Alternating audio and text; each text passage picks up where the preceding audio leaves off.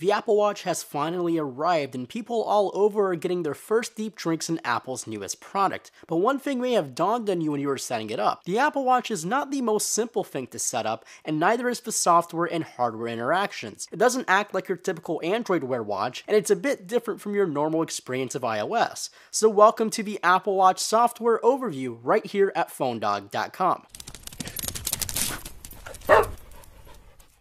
Before we can get into the software, we first have to look at how we can interact with the Apple Watch. Up front, we have a Force Touch AMOLED display that sits around the 1.4-inch mark in size, and the display also acts as a large button, but it doesn't actually press down, but when you apply more pressure, it will register a Force Touch and send you a Taptic Engine buzz to your wrist. Now moving over to the right side, you will find a crown and a button. The crown is called the Digital Crown and acts as another form of input and takes over tasks like scrolling, zoom, and going through your applications. You can basically do everything the Digital Crown can do on the screen of your fingers, but it was designed for you to keep your fingers away from the display since it's so small. And finally, right below the Digital Crown is this soft button that acts as a quick actions button. So far, it's only programmed to bring up friends with a single click and Apple Pay with a double click. Now, the last form of input is just simple voice dictation through Apple Siri. This is only useful to relay information back to you and also send messages and emails when you're unable to pick up your device. Now, let's look at the Apple Watch. When you first turn it on, you are greeted with the watch face of choice, but this is not your home screen, but literally just a watch face. Now, a few things you can notice right off the bat are these bits of information here on the corners. You can see I have weather, activity, battery life, and also a little start-stop watch timer. Now, you can edit all of these by using a Force Touch on the watch face. This will spring up an editor which will let you change what information is displayed on the corners, plus the color schemes.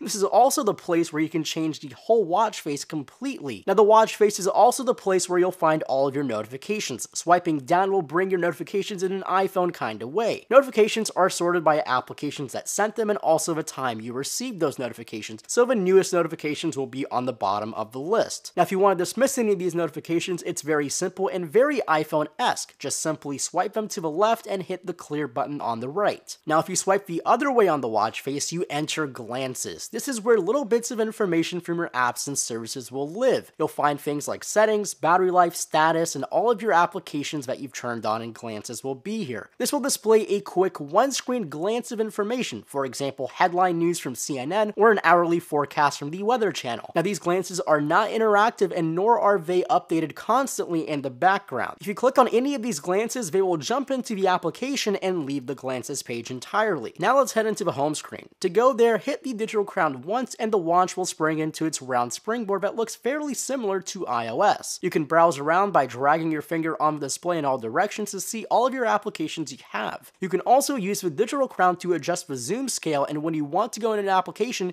you can either tap on the icon or use the crown to zoom directly into the app. The springboard also acts like your iPhone springboard, so if you want to rearrange the apps, a long press on one of these applications will let them squiggle around and let you drag them into the position you want them to be in. Now, all of these apps are Apple Watch apps, and eventually they will run off the Apple Watch itself inside of its internal storage, but in its current state, all of these applications are actually streamed off the iPhone. Now, this can make for a very long loading time, especially for larger apps and games, but some of these applications like Instagram and email and others load relatively quickly, and so far I really haven't seen that much of a lag, but load up any games and it will take a very long time. I can definitely see more developers making their applications with watch counterparts, and more functionality will be added to them, and when Apple switches to installing these applications on the watches themselves, we should see a significant cut in load times. Now, in order to manage any of these applications, you can only do that on your iPhone in the Apple Watch app,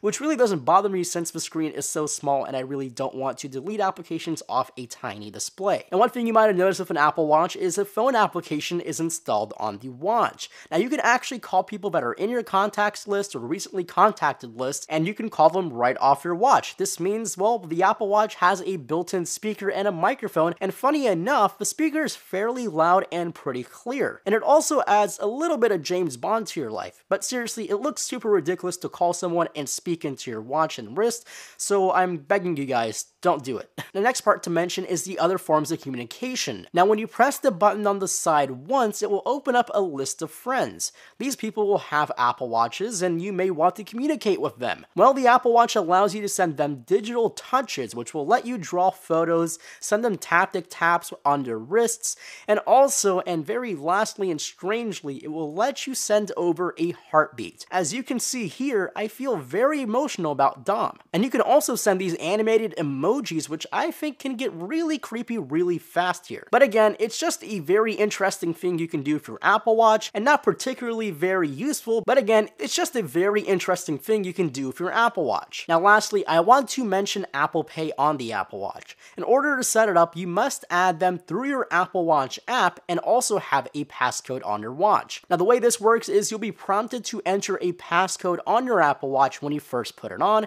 and as long as the watch stays on your wrist, you will be authenticated all day. But the second the watch detects an absence of a heartbeat, it will prompt you to enter the passcode once again. Now you can also use your iPhone's Touch ID sensor to unlock your watch if you have the Unlock with iPhone feature turned on. So then you can use Apple Pay without Touch ID on your device for the entire time you have the watch on your wrist, which is a whole lot faster and more simple than taking your iPhone out of your pocket or purse and paying with that. Just a simple double tap of the button on the right side will bring up Apple Pay, and you can swipe through all your cards to pay with that. So that is the Apple Watch and how the software runs. In my honest opinion, the learning curve here is much greater than your typical smartphone or even your typical Android Wear smartwatch. The combination of buttons and gestures is a little too much for Apple, but I hope with further software updates, the true usability of this and user-friendly of this will improve. But I'd like to hear what you guys think about the software. Do you guys think it's too complicated, or do you think it's super easy to get the hang of? Make sure to leave your comments below, and also please give this video a thumbs up if you liked it, and lastly, make sure to subscribe for more videos and our full review of the Apple Watch that's coming very soon. And as always, my name is Marco Hanna, and I'll catch you guys in the next video.